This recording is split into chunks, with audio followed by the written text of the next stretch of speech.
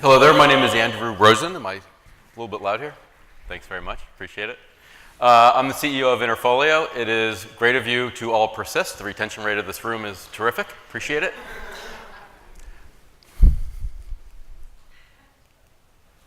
So we're an organization a little bit different than what you've seen earlier today. We are an organization, a company focused strictly on faculty. Everything we do basically for faculty. And when you think about it, we believe as a central thesis that if you invest in faculty at the institutional level, then the institution will succeed inevitably.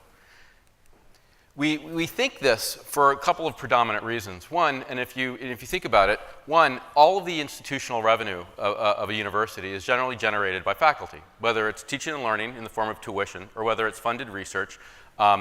The faculty of an institution generate the revenue. They're also the greatest component of cost at a university in the form of faculty payroll. They are responsible for reputation and brand, most importantly rank. They are ultimately responsible for student success at an institution, and interestingly, they're responsible for governing an institution in the form of shared governance. But what's interesting about that is that we have a tremendous amount of technology that universities deploy, but there is scant resources for faculty to manage their life cycle events and their professional moments throughout their entire career that the university can use moving forward. So Interfolio has currently 4 products. We started in 1999 with what we would call a web app, what now it's called SaaS, but our dossier product. And the dossier product is where a scholar goes to aggregate and curate their materials to apply for a scholarly job. Now, if you think about a scholarly job, you're thinking about 10 blind letters of recommendation, you're thinking about 20 artifacts. This is not something that an applicant tracking system typically handles or handles well. And by the way, that packet, that dossier, moves through a shared governance in the form of a faculty search committee. And normally that faculty search committee we were at Oxford a couple months ago, and they were saying just for one junior research fellow, it's upwards of 600 applications. So it gives you an idea of how different it is. So in 2012, we made a pivot, and by the way, on our dossier product, we roughly, currently to this day, are responsible for moving roughly 35% of all scholarly applications into faculty search committees around the country. In 2012, we started, knowing how scholars get their jobs and understanding the shared governance format, we created our faculty search technology, which emulates the shared, or digitizes and emulates the shared governance workflows for a faculty search committee. Now, in that particular metaphor, we're talking about numerous applicants to a single committee. In 2014, we alphaed and betaed and released in late 2014, 2015, review, promotion, and tenure. And if you think about that metaphor, we're talking in terms of one candidate to numerous committees. And those processes are absolutely very complex. Transparency is difficult, equity is difficult. And then lastly, our 4th product is about faculty activity reporting.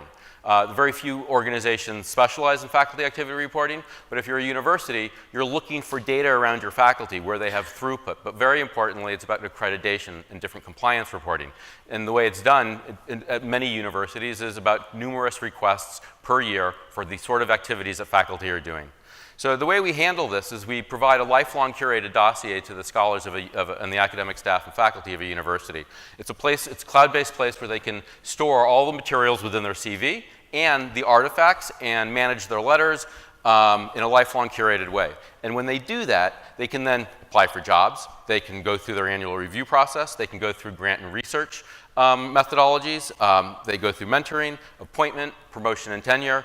So from that perspective, when you think about what a university garners from helping faculty manage a dossier and giving them reasons to use it over and over across their lifespan and across the year from semester to semester, the institution gets validated activity data. And what's really important about it is it's validated up to the date live data that the institution can then make decisions upon.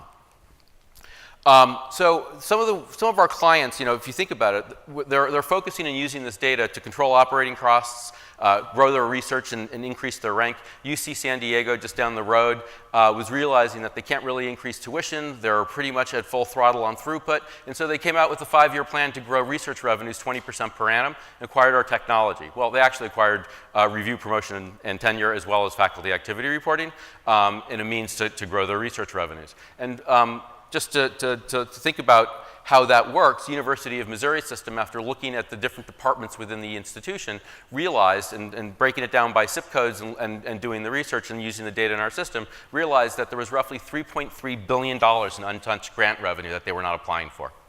UMBC, University of Maryland, Baltimore County, from faculty search perspective, they are looking at all of their candidate pools and making sure that they're recruiting diverse candidate pools and when they compare their data to the NSF data sets and, by discipline. And then if you think about it, Johns Hopkins, huge federal research, makes a lot of money on grant funding. Federal research dollars have to comply with affirmative action rules. They use our technology in faculty search because they get 100% EEO compliance, and they can actually audit and report very successfully to maintain their federal standing. So we have actually constructed across dossier, faculty search, review, promotion, and tenure, and our faculty activity reporting, roughly what we believe is a faculty information system around advancement, networking, and grant seeking, creating transparency and equity in processes, accreditation compliance, diversity and inclusion, efficient use of time.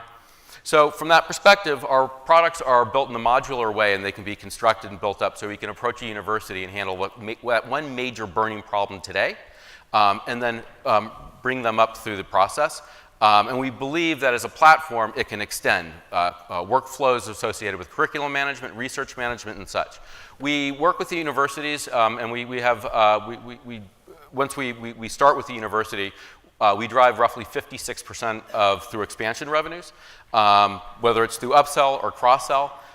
And just to give you an idea, with New York University, we started with Stern School of Business at a $16,000 contract.